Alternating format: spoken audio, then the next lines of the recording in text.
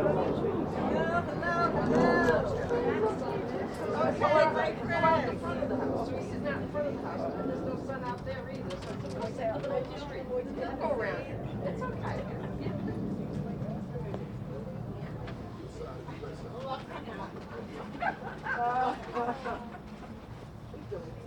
Yes. You got some Delta stuff on.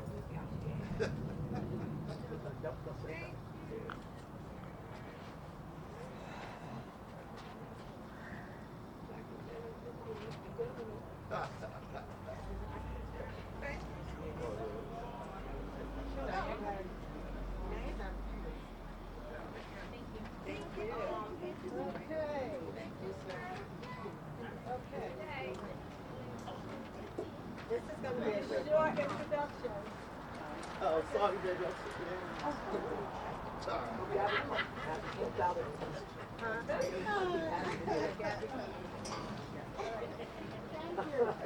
All right, thank you everyone for coming. All my friends, all my family, my friends, those who are so close to me in so many ways.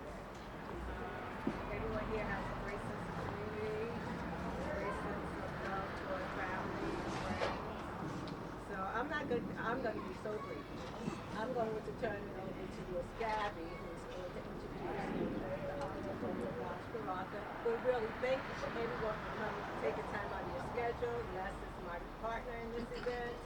And we're just going to ask serious questions. You know, we want to know about equity. We want to know about health care. We want to know about housing. We want to know about all of it, right? Right. Yeah. All right. So, okay, so that's why we have the Honorable Ras Baraka here today. All right. I know. Okay. Hi everybody, I'm Gabby. I have the esteemed pleasure of working for Mayor Ras Baraka, who is employee here of the great city of Newark, the largest city in the state of New Jersey. Under the mayor's leadership and his forward-thinking agenda, he has been able to reduce crime to its lowest levels in 5 decades, address affordability while maintaining steady growth, and lower unemployment and return local control to our schools. Without further ado, I'm going to allow him to come up with his remarks. Thank you. I didn't know you was going to do that today. I appreciate it. Yeah, you get a raise for that.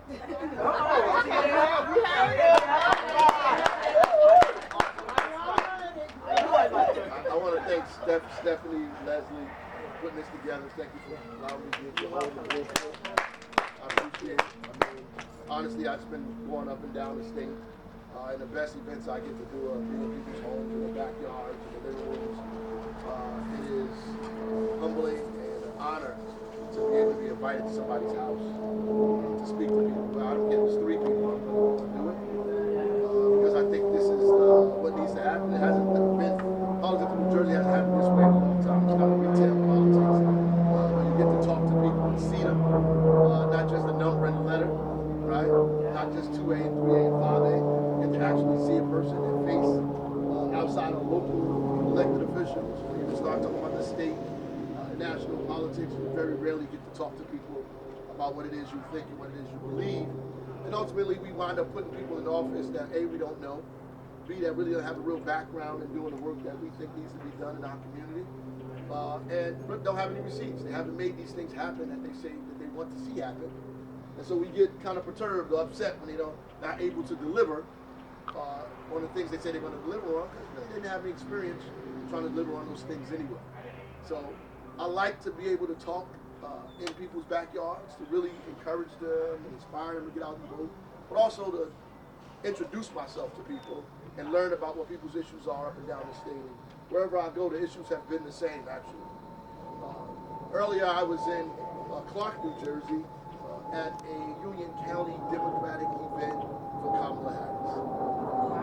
And it was exciting. The Sunday before, last Sunday, I was in Pittsburgh at a Souls to the Polls event, organizing our neighbors down in PA to make sure that they got out to vote. I told them, I came down and joined the battleground, add another soldier to the battleground to make sure, we could, make sure Kamala becomes the president of the United States, because you know all politicians say these elections are their election is the most serious election ever.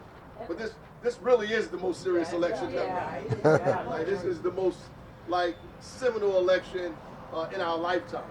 Like, this will decide where the country goes for the next 5 decades.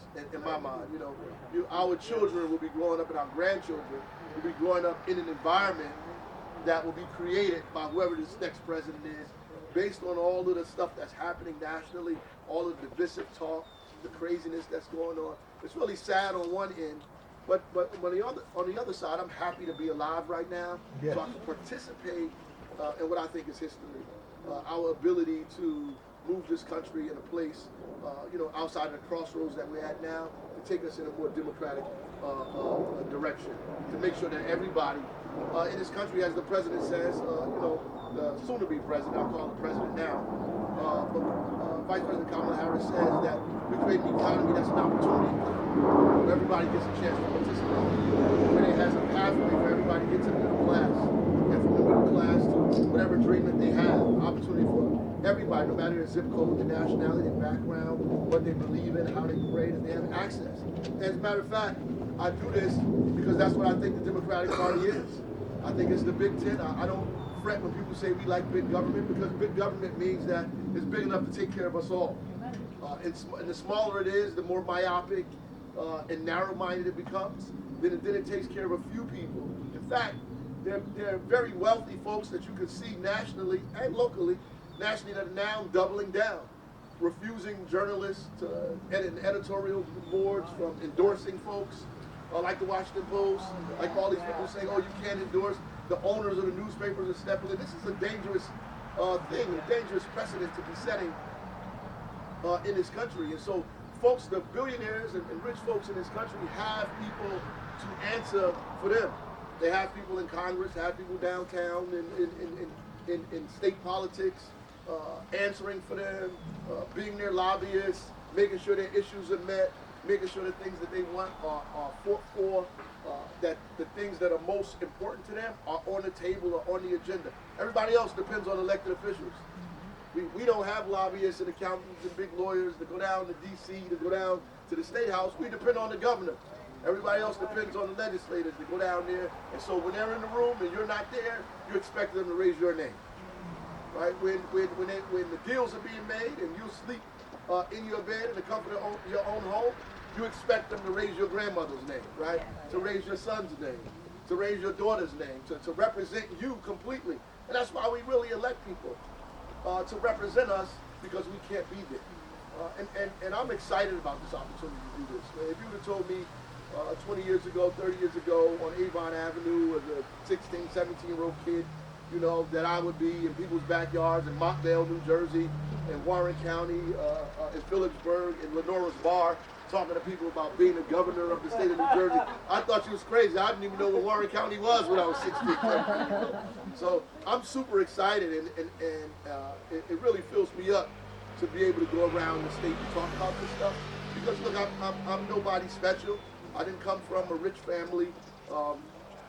I'm not from Goldman Sachs. In fact, when I was in Princeton, a guy came up to me and said, "Are you from Goldman Sachs?" I said, "No." He said, "Well, you got my vote. I'm sick of it." He literally said that. But so my family are teachers and artists and poets and dancers. I'm an educator at heart. I've been in education over 20 years in Newark. Started as a substitute teacher. Moved all the way up to a principal, finished my career as a principal of a high school, Central High School. Moved on to become the South Ward councilman of the neighborhood I was born and raised in. Actually ran for mayor when I was 24 years old, fresh out of college against Sharp James, then lost, got pummeled. I raised $10,000, thought I was rich, and from fish fries and poetry readings in my daddy's basement, and ran for office. And I ran for 16 years in a row and didn't win anything. I just ran for office after office, because I was engaged, and I felt like, I got hit once. It didn't really hurt that bad, so I might as well do it again. So I did it a bunch of times until 2010, Then I actually became a Southmore Council. That's my first elected position, Southmore Councilman. And Cory Booker moved on to the United States Senate at that time, and I ran. You know, it was a long shot, but I won. And God is good. You know, I was able to, you know, run against people who had like a 4-to-1 amount of money raised against me. I was the underdog, but I did what I'm doing now, retail politics. People knew me. I went door to door. I went to people's backyards. I spoke in their bedrooms, in their households, wherever they had an event at, I was there. You know, talking to as many people as I possibly could, and it paid off for us. And since then, we've been working like the Dickens to make sure we change the things that have plagued us in Newark for a very, very long time. When I was on my way to college, my best friend was on his way to Annandale Youth Correctional Facility. He was catching the 13 public transportation. I was catching the Amtrak down to Washington, D.C. with everything that I owned. And I made a pledge then that I would come back to Newark and make sure more folks got a chance to go to college and less to the correctional facility. And I've been trying my best to do that. We've reduced violence in our city to a 60-year low. Ain't been this low since John F. Kennedy was the president of the United States. We changed every lead service line that we know about for free. 23,000 of them. Got Kamala Harris to come to the city of Newark and congratulate us because we did that. You know, we were invited to Chicago by Barack Obama and his foundation to give us, you know, the kind of accolades and praise that we were able to reduce violence in the city of Newark to a 60-year low. You know, we started building affordable housing, and not only that, we took a method that the federal government has allowed everybody to do, but it's so heavy that a lot of people don't do it because there's one thing we don't learn in school, and that's collaboration. Right? So when things become heavy, we leave them because it means we have to get other people to help you to pick it up and carry it. Right? We took something that they had that allowed you to take people's Section 8 vouchers and use it as a mortgage. Right? The HUD allows you to do that all over the nation. We actually began to do it. And so we took people's Section 8 vouchers and we made them homeowners. Last Thanksgiving, if I don't get to do anything else, if I had got thrown out of office the next day, I would have been so excited because I had the opportunity to be in the house of a young woman and her family who was leaving the projects, and a couple of days before Thanksgiving, we moved her into her home, her new home with the key. No money down, no closing costs. Walked into a new house with her family so she could enjoy Thanksgiving in her new home. A home that was fully furnished by Bob's Big Boy Furniture because of Bob Okereke from New York Giants came in and furnished the home for her. Right?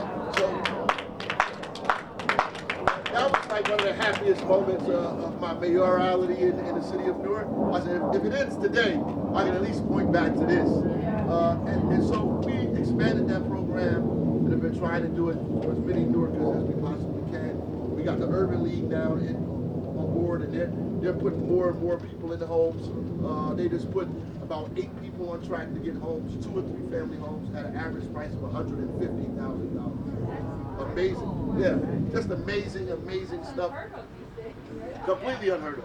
Especially because we live in a state that is 240,000 units short of affordable housing. And it's driving the cost up, our rent costs, our mortgage costs, our taxes, all through the roof, making us the most expensive state in the country because we're short in affordable housing. And really because we haven't had the will to talk to each other in the way that we need to. When I went to the Senate, they brought me down there about the lead service lines, and they expected me to tell them a magic trick, how we got ours done, and nobody else was able to get theirs done. But I didn't have a magic trick. I didn't know a button to push. I felt wholly inadequate. Talking to the subcommittee of the United States Senate, I used all the SAT words I knew, but it didn't help. Listen, at the end of the day, I couldn't tell them what they was listening or what they were looking for. Because really what I wanted to say is you guys really need to just have a conversation with each other about the difficult things and figure out how to get them done together. And housing in New Jersey is one of those issues. So 40 years ago, we were supposed to fix this, and we didn't do it. You know, we allowed cities to give other cities money. We have no account for what was built, where the money went, what happened. So 40 years later, we're in a deep affordability crisis in the state of New Jersey. And so they passed another law. And now cities are pushing back against that. And it's really just us talking at each other, us going to court, as opposed to going and talking to mayors and local advocates and people in the community, business owners and trade unions, and putting everybody in rooms and saying, look, we need 200,000 units of housing. It's becoming unbearable to live in this state. Our children, when they go to college, they don't have a place to come home unless we allow them to live in our bedroom family. But at the end of the day, we have to fix this problem. And so it's a real problem. It's a problem of this region. And so we have to figure out what we need to do in New Jersey to address it. And instead of going to court, fighting for another 20 and 30 years, cutting off our nose to spite our face, we have to really figure out how to do this. And the first thing is we have to identify transit, where it is, and begin to build housing around transit. It's incredibly important. I know this because 50% of the people in Newark don't own a home, don't own a car, so they have to take public transportation. And you can't build affordable housing that is not around transit. There are already people in the deep south part of New Jersey and in Gloucester County, in Burlington County, and all those folks that are not connected to transit that are already suffering because of that. If you go further up to Warren and Sussex County, the same problems, right? So if we build housing in areas where there's no affordability, where there's no transit, then you're making their situation worse, not better. And so these are things that we think of because we're closer to the problem. And really, honestly, I sat up there in Clark today, and I know we have a good bench. There's a lot of good Democrats that are running for office all up and down the state, all up on national. There are a lot of good people that are running, right? The reality is a lot of us are going to say some of the same things because our values are similar, right? The point is, can you actually get it done? And that's really what have you had the history? Where's the receipts of making these things happen? Like, how do you go from the beginning to the end? How do you create this opportunity economy that the Vice President of the United States keeps talking about? Because we want that in New Jersey, right? How do you create an opportunity economy where we don't have a disparity study that says women businesses, black-owned businesses, and Latino businesses get less than 1% procurement in the state of New Jersey, where we have schools that are performing at the top 10 of the nation 5 or 6 miles away from schools where the third grade class can't read on grade level. How do we begin to tackle these problems? If we got housing problems, how do we build affordable housing? What does that look like, right? If you've never done it, how are you going to do it, right? When you say you want to create an economy and grow an economy, how did you bring businesses to the state of New Jersey? I have to talk about the businesses that I can bring to the state because we've brought them, right? I don't have to talk about how to expand small business because we've done it, right? Or how to build affordable housing because we've created it, right? We've been as creative as we could, not because we're super brilliant or we wanted to be in Time magazine, but because the conditions demanded it. The situation called for it. So we had to work with as many people as we possibly could to be able to solve very real problems every single day. If you was getting on a plane tomorrow and the pilot said, "This is my first flight," you'd be a little nervous because you know turbulence is coming. And when the turbulence comes, you're going to seat like we're going to die. You just shake it, we're going to fall. And the great thing about my experience is that I've had the ability to be in turbulence most of my career as the mayor of the city of Newark. So when I'm talking about problems, I know what they feel like. You know, I know how to navigate through them. And I know how to get from the beginning to the end to land the plane safely. To bring people together to solve very real problems that we wrestle with in our state every day. You know, across zip code, across nationality. Not be divided by the things people put in front of you because they really don't have answers on how to fix the problem, right? So that's why Trump is on TV talking about eating cats, eating dogs, whether Kamala is Indian or black, because none of this means anything to anybody. And these are really distractions because we don't have answers for real problems that exist every day. So we resort to things that make no sense and try to appeal to people's emotional kind of triggers that get people at each other, as opposed to saying, this is the problem, what are we going to do to fix it collectively to make most of our lives better than it is today, right? And that's really, you know, what I get an opportunity to do every single day. I had the best job in the world, being the mayor of the city of Newark. I get an opportunity to try my hand at doing that on a statewide level, and I look forward to it. And I feel like, honestly, I already won. When I get to go to these neighborhoods and these communities and talk to people, the way I get to talk to people, because like I told you 30 years ago, I would have never imagined being in these spaces. But God gave me the opportunity to be in this space.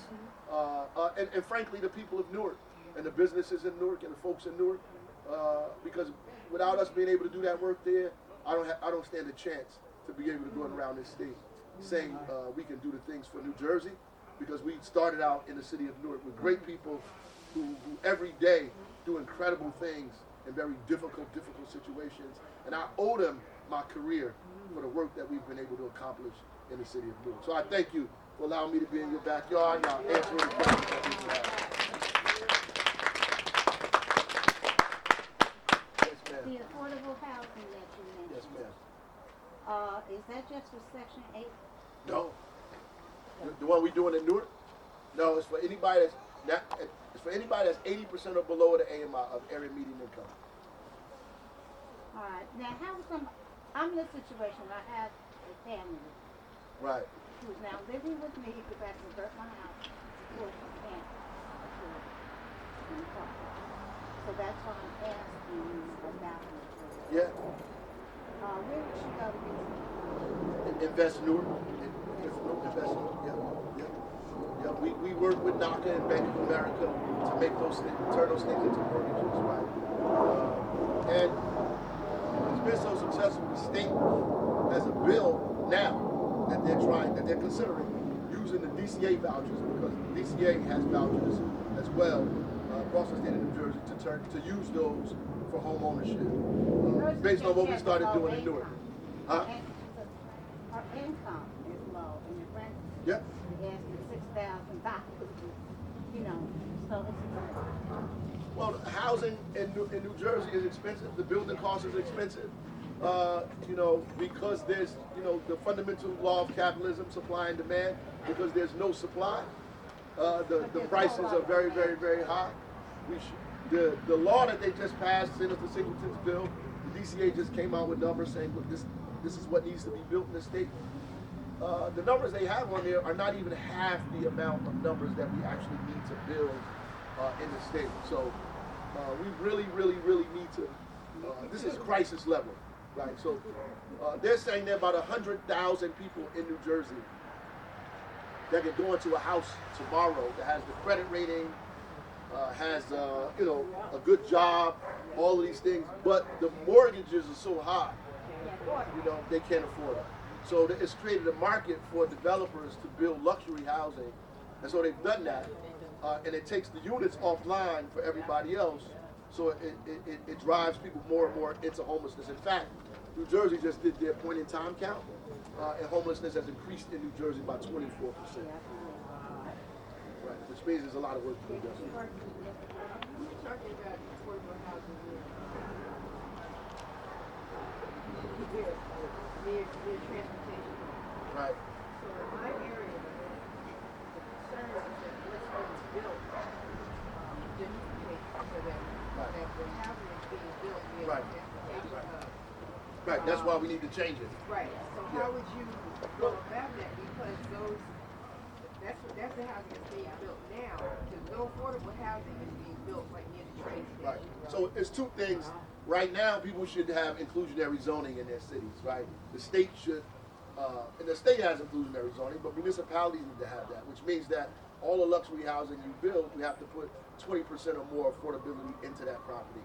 That's number one. But ultimately, this is being driven by tax credits. The state has 9%, 4% tax credits, and they give to these developers to build. You have to take some of those and set them aside, like half of them, and be able to create a market for affordable housing, right, up and down the state of New Jersey. So if we can begin to change what that market is and begin to make developers focus on building affordable housing, we can get that done across the state now. Right? If the state uses those tax credits as an opportunity to create a fund, like First Loss Capital, that's when we put money up first, then the philanthropic community adds to that, and the private sector adds to that. We create a fund, we begin to invest that in public housing or affordable housing, we begin to change the market. And these are things that we can do. We have to sit down with the building trades and tell them, look, this is the price that we have to charge for affordable housing because we need to build. And whatever you miss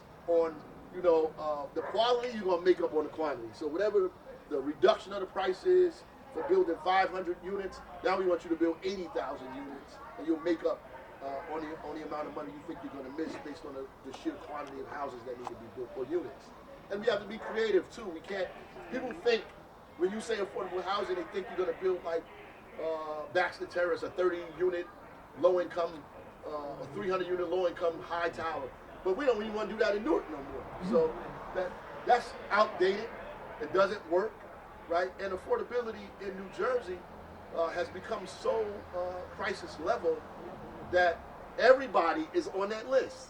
Like when we start going down the list of what affordability is, everybody is on that list. So you have a whole bunch of folks that make too much money to be a part of the affordable housing and not enough for the market.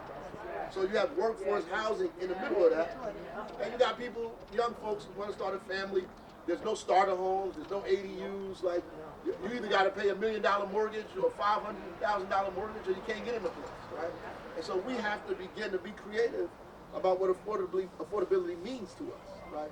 What it means, like, to be able to get because once you get those folks in homes, right, you begin to change the market, because developers don't have a market for those luxury apartments anymore, because you're moving those folks into starter homes, into two-family homes, into other kind of homes. Or you build an ADU so they can go in there. So you change that, and developers are going to have to find another way to make money, and we start giving them tax credits in order that they build affordable units. And they will. When people tell me, oh, when you make developers do something they're not going to build, well, I know that's not true, because I'm in Newark and they building like crazy. And we got a whole bunch of, requirements on them. They have to plant trees, they got to have green roofs, they got to help us fix the infrastructure, and they have to put affordability in the unit, and they still building it. Why? Because the return on investment is great. They're making money. They're making money.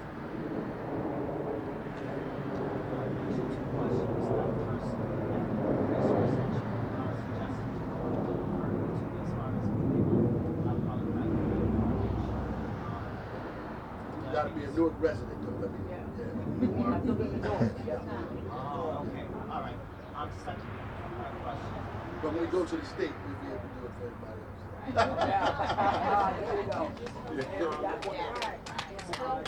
Just, I would say within the past 2 years, I've seen different occasions where maybe a single mother who had children in, between the landlord kind of forcing them out, and them not exactly knowing the proper resources on how to defend yourself in those cases. Is there a certain resource that you might suggest, some type of proper representation to people who need to see in there? Yeah, and in Newark we have the Office of Tenant Legal Services. Tenant Legal Services. We allow people, we probably should have that on the state level too, right? And the reality, and these are things we have to do, because people get evicted, especially around COVID. A lot of folks, when it was over, people was going crazy. So the Office of Tenant Legal Services provides people with free legal counsel, because a lot of people get evicted because they just don't show up to court, and they don't know what to do once they get there. Yeah, good. I'd like to talk to you about something state level. Yeah. As far as eviction Right.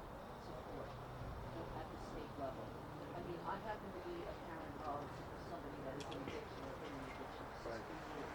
And it's just still in the home for me, so not only do I feel like we need more support as far as Oxford houses and That's sober right. living houses and stuff like that, but we need to get more expert support for therapy for these kind of individuals, because I haven't really, it's been a real battle trying to find like proper therapy and psychologists, psychiatrists, and outside of medicating, Right. it would be outrageous. Right. And also, it would be great to see something like going back into affordable housing, like after that person finally gets on their feet, they're not going to be able to have this big paying job, so they're going to need support to have some kind of housing to get into. How do you feel about that, and what do you think you would do with that? That's 100% correct. In fact, I think the real problem is the fact we have to expand Medicaid and Medicare to be able to add additional services, whether it's home health care or drug abuse, drug addiction services, mental health services. We have to expand those things. And the federal government is allowing Medicaid and Medicare to be expanded for various things right now, to deal with housing, to deal with employment, to deal with those other issues. So I think we need to be doing that. And secondly, I think, in terms of the medical care, we have to begin to expand it or extend clinics into communities, right? To build more clinics, to be able to treat people, because the hospitals are too expensive, number one. But two, to bring services to individuals where they are. A lot of times the state government relies on county government through, the health departments, rely on the county government to deal with these issues. They usually fall on municipal governments because the county's outreach is not as robust as it needs to be. So cities usually try to pick this up if they can, but ultimately we need to spend a lot more time and a lot more attention trying to take care of people while they're going through these kinds of crises. The problem, I was at a debate, and I always talk about this. It wasn't really a debate; it was a forum, which is a disguise for a debate. But down in Atlantic City, and they were talking about the recession, and when Chris Christie started cutting budgets, cutting municipal aid across the state of New Jersey, and one of the folks that were down there on the other side, Republican side, said that Jersey was strong, that we lived through the recession, nobody fell off the cliff.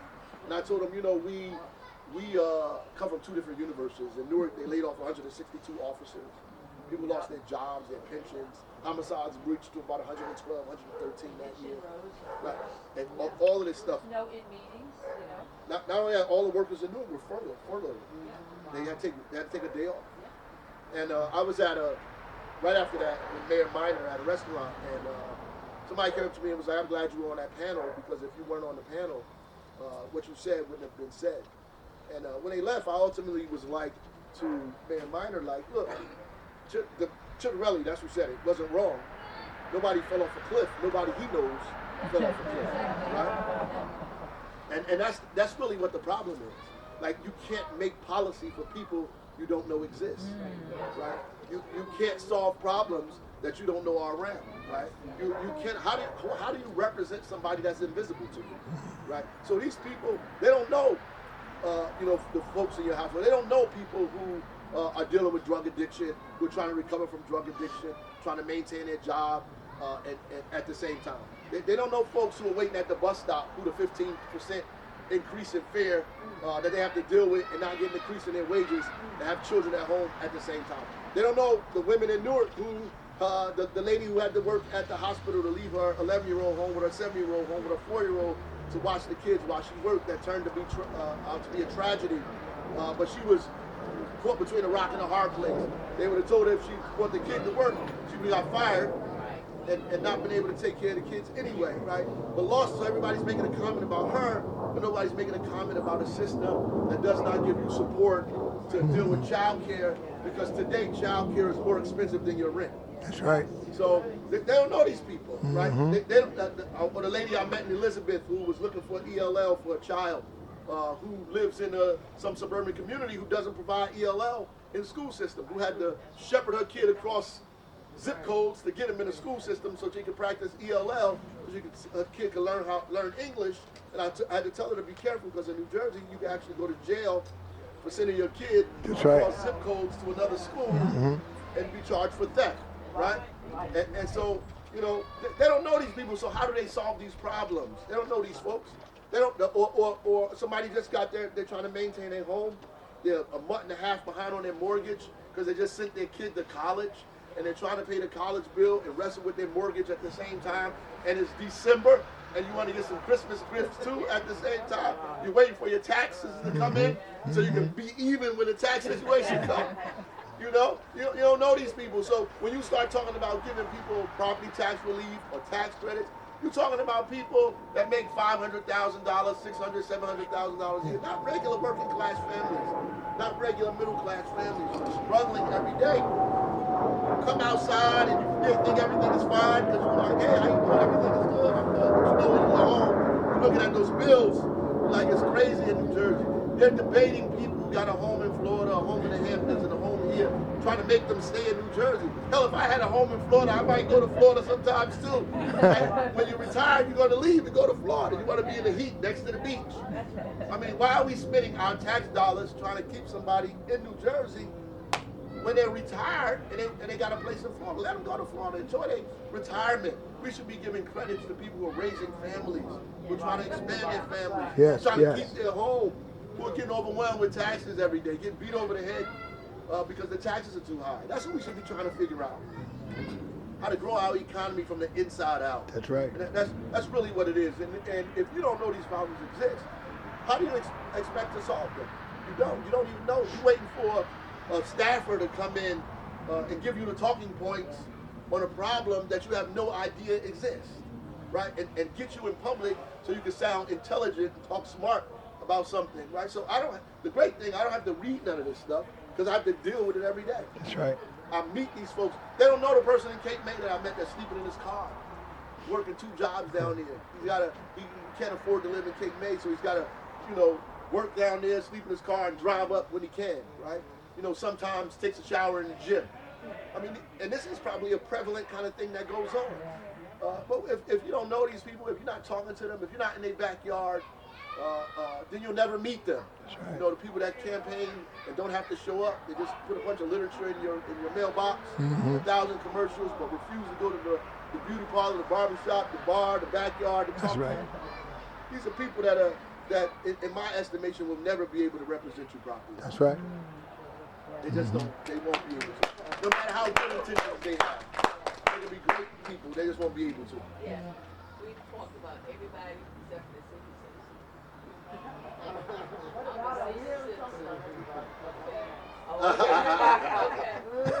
Affordable housing for seniors. Right. Don't have a pension and social Right. They only have social. Well, nobody thinks about that when we say affordable housing. They're not even thinking about seniors. Right. And senior housing is one of a big chunk of affordable housing, as a matter of fact. Yep. Of course, because there's no housing, and that's why we need to build it. There's no housing. That's why we need to build it. Right. That's why we need to allow people to add additions onto their house as accessory dwelling units to allow, if they want to take care of the seniors in their family or take care of folks that are disabled, that we allow them to do that and don't penalize them with greater taxes like that. In fact, we give them a credit for doing that because the state would have to intercede anyway to build affordable housing, to build care facilities, home care and all this other kind of stuff. If you could take care of the people in your family, then we should be rewarding you for being able to do that. So we just have to be creative. And folks, unfortunately, when we say affordable housing, they don't see their grandmama. Yeah. They just don't see it. And we have to, articulate that and socialize that to people. That's what we're talking about too. That we have to build housing. And the seniors in Newark, they're tired of living in the high-rise buildings. They want to live in homes, and a lot of them gave up their homes because they couldn't afford it anymore. They gave up their homes, right? And so we need to be investing in that, definitely. 100% agree with that, 100%. Okay. Yes, ma'am. I'm for my children. Education, okay? That's right. UPSO. And I'm just thinking about my grandson. He goes to Tech, right? And Okay.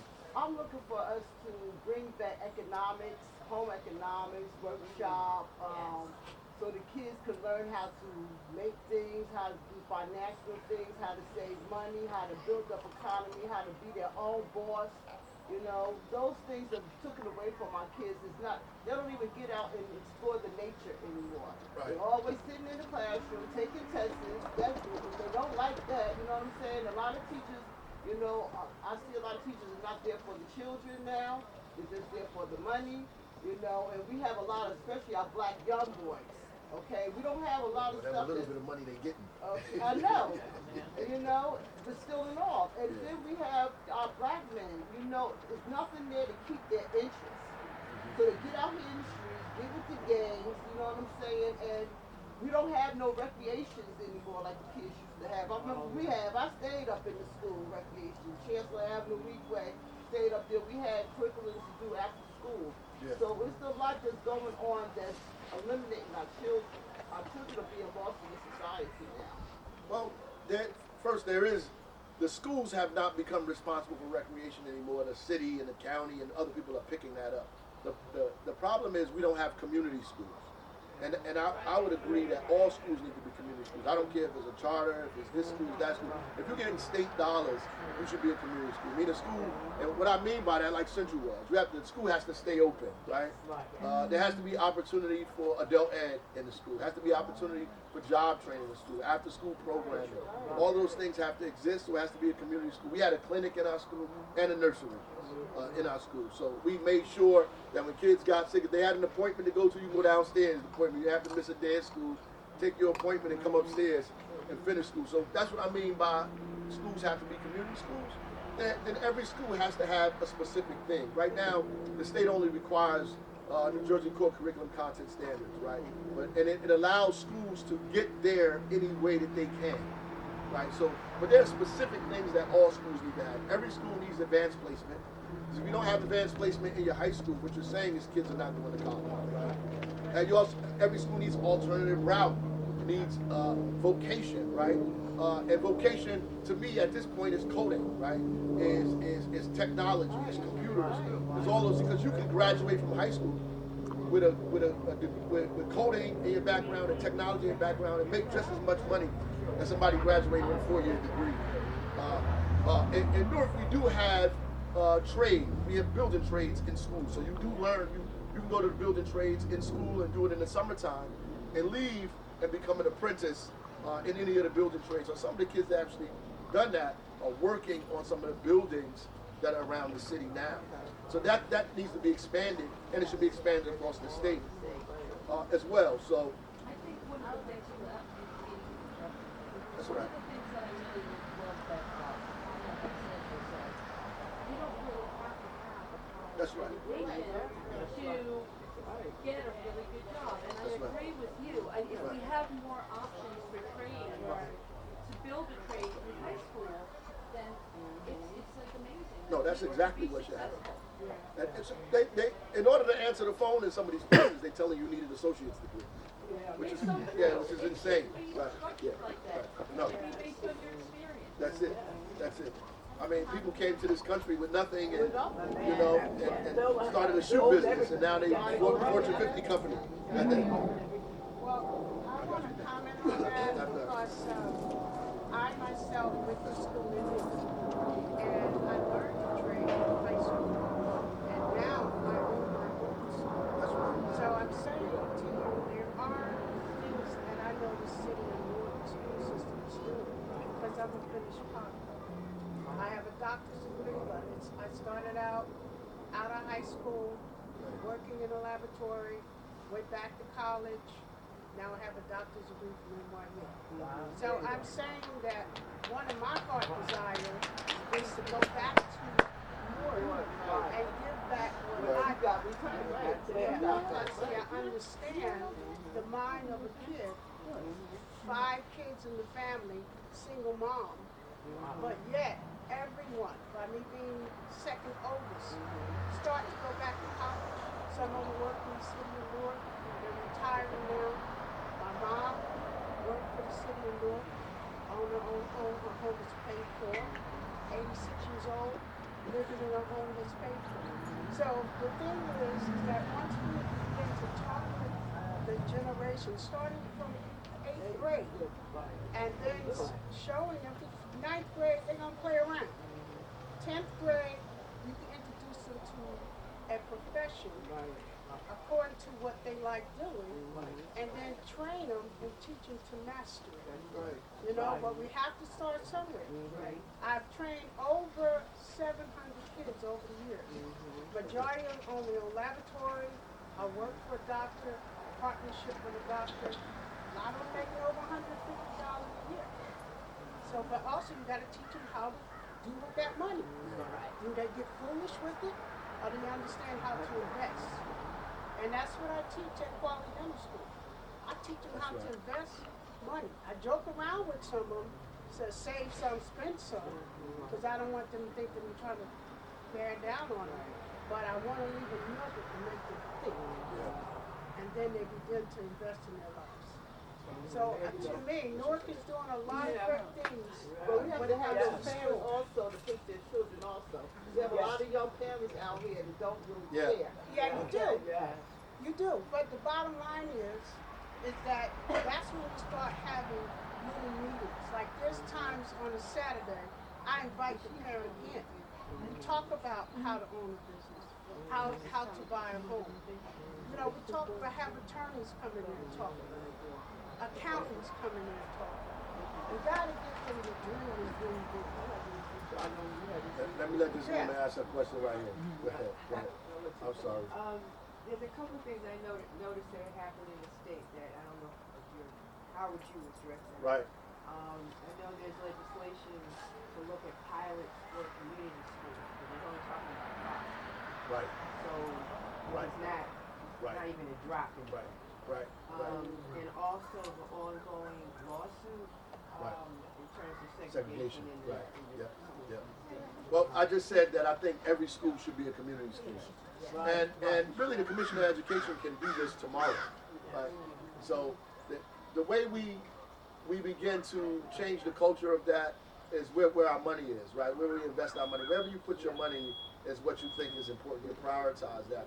We begin to change the school funding formula to kind of exhibit what we're saying, that it should be a community school. Schools should be open. We need to have ELL. All schools need to be able to teach special needs kids. All schools should have gifted and talented.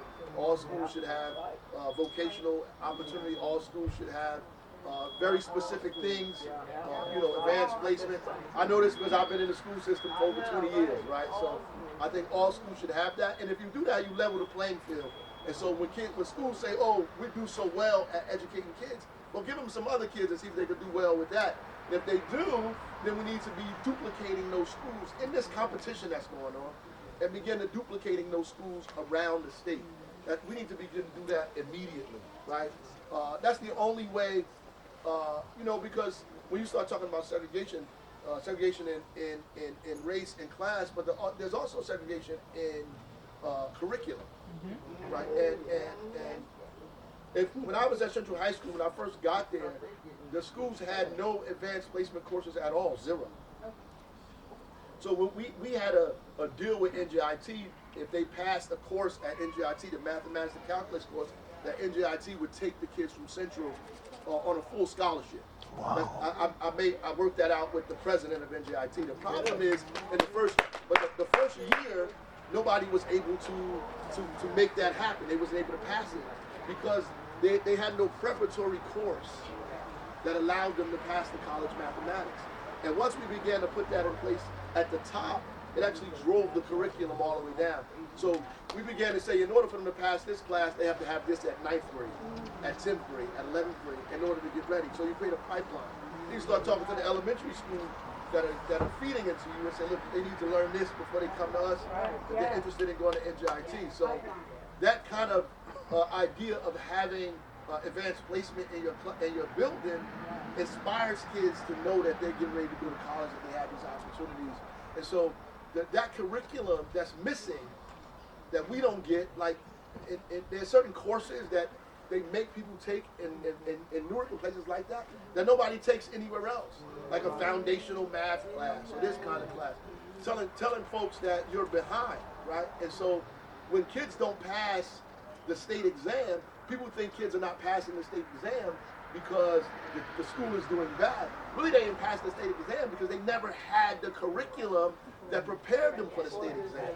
So while I was the principal at Central, geometry was on the state exam, and you take the test in 11th grade, but we were just giving them geometry in the 11th grade. So they was learning it while they were taking the test. So we knew before they got the test they were going to fail it. This is what's happening. So you have to reorganize that. And so we started giving it to them in their 10th grade year. Right? It's a simple kind of curriculum change that allows people to compete. And so people are like, oh, they're just doing so bad. Well, you're not even teaching them what they need to learn because they don't even have the course to teach them that. But, New Jersey is the 6th most segregated state in the nation. And that's because the communities are segregated. And so the state Supreme Court said that this is not illegal. This is not legal. The Constitution of the state of New Jersey says that segregation is illegal. And so the courts are right now working with the Urban League and some other folks. They're having a kind of mediation to figure out a plan to desegregate the schools. Now, God help me, I don't know what that's going at the end of that, what that's going to turn out to be, because listen, the Abbott district fully funded Abbott until last year. And that was 40, 50 years ago. You know, Governor Murphy was the first governor in decades to fully fund public schools. But by the time he funded it, the school funding formula is old and archaic. It's finished. Like, it needs to be changed, right? So it doesn't help us in the way that it needs to help us, because it has to change, right? And I say the same thing in terms of you know, what's going to happen with school segregation. And in my mind, I think that when we change the funding formula, that diversity should be a part of the funding formula. And I would say, and not districts, but schools. So if there's a school that has diversity in the school with the population, that we should give them a diversity bonus. That we should give schools extra dollars because they've figured out how to create diversity in their school. And I would incentivize the district to begin to do that as well, right? But also, we have more superintendents in the state of New Jersey than we have mayors. Because there's actually, I got you, more school districts than there are actually municipalities, right? So you have schools in districts in New Jersey with one school, just one. And I think that all districts, if you're getting state money, you should at least have an elementary school, a middle school, and high school. And if you don't have that, then you should unite with other municipalities and have a unified school district. It might save you some tax dollars too. Right. It might save you some tax dollars. Right. It's all over the country they have unified school districts. Right. In New Jersey, we're the only place that has a school district with 250 kids in it. And a whole new superintendent, a whole administrative staff, a whole everybody we gotta pay. All these folks we gotta pay with our tax dollars. So we're gonna have to figure out a way to bring those communities together. We just gonna have to, yes. Yeah, a couple of words. One is you said collaboration. Yeah. I hope that is, you know, a mantra that you're able to communicate as you go other places, because I say it all the with time. collaboration, it probably can alleviate, you know, some of the issues. Like, for instance, I teach at about 5 different community colleges throughout the state of New Jersey. Right. So Bergen, New Hudson County, Essex, Union, Mercer. Seeing these different types of kids coming out of the various communities and school systems, and one of the challenges that I can see is that there's a lot of resources and talents and skills that a lot of individuals have, but they're sitting on it. They don't know what to do with it, and they need a leader like yourself that can bring these people together. You know, bring the collaboration, because there's so much, like the diversity that we talk about, there's so much talent that people have and that they can use, whether it's for drug addiction or whether it's for housing, whether it's for education, wealth building, and yet there seems to be no one that understands how to get people that, even though they might be different, but yet to collaborate. I think they need somebody, and I really hope that that's Will what is you missing. do. I heard that. And another thing that I hope that, you know, what I hear from you and see from you, that I think is unique, that you are a servant leader. And I've seen the result of servant leaders. They are really able to turn things around in these ways. So congratulations. Thank you. I just feel like I can't do it by myself. You ain't gonna put all this stuff on me. You go for me and walk away, that ain't gonna happen. Drive me crazy. You got help with this thing here. You know? Absolutely. You want the camera guy to ask one question? Yeah. Because he's back there talking to himself. Yes, listen, Zachariah Jackson, BASA News. Mr. Mayor, you know, we can put everything in place, schools and libraries and things of this nature. As I interview a lot of people that complain about teachers, they complain about the schools, they're not sufficient in educating their kids and everything. And then I asked them just a small question. I asked them about home. Home is where you go and you build your character. You become who you are in your home. I said, how many times do you sit down with your young kids and read a book with them? How do we communicate that, especially to the parents that have kids from that's in the first to at least the 7th grade, that we still need to sit down and read a book with them? We actually send out memo. We have a whole like thing that says 10-point kind of way to make sure your kids are reading on grade level. The first one is maternity care, and getting the proper maternity care and reading to your kids all of the time. We send that out to parents. We put it in the school system. This comes from the city government that we send it out to folks. The social determinants of health that exist in our community affects people's households. That's why housing is important. If we don't get the housing situation correct, then nothing else is possible. You can't talk about having an incredible career in education, a good job, all these things, if your housing situation is untenable, right? That has to be paramount. So between Newark and Livingston, it's only 8 miles. That's right. But there's a 14-year life expectancy difference between Newark and Livingston. And those kids didn't ask to be born or raised in those zip codes that they're born and raised in, but the outcomes are their outcomes until we fix the social determinants of health. So the work that we do, we're actually adding years to people's lives. And a part of that is making sure that families are strong, that their household is strong. And you make sure families are strong, make sure they have a house they can afford, food that they have access to, health care that's affordable, education that's decent, and a community that's loving. Right? And we do those things collectively. You can't put it on one family or one person to raise their family in a very difficult situation, and they have an incredible situation at home. Collectively, we have to feel like that this family's success is a part of all of our success. Sure. Because you ain't gonna stop who your kids hang out with. That's true. So if the neighbor's house is a mess, your house might be a mess too. So at some point, we have to figure out how to intervene and intercede to make sure everybody on our block is doing okay. Sure. Right? I grew up in a household where my mother and father took care of everybody on the block. When they made food, everybody ate. We had a basketball court. Everybody played in our yard in the basketball. Everybody ain't live in a house. We had a house with a basketball court. Everybody used it, right?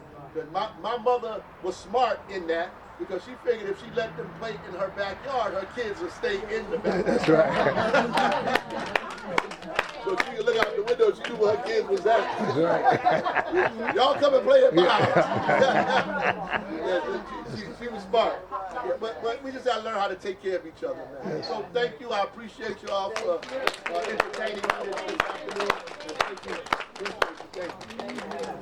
So I just want to draw your all attention to, if there's anything here that you heard that you are in support of, and you like to volunteer for this campaign, or figure out what's coming up next, we'll have a QR code that you can scan for that, as well as a donation QR code. So if you'd like to donate to the Mayor's campaign, please like to see the QR code.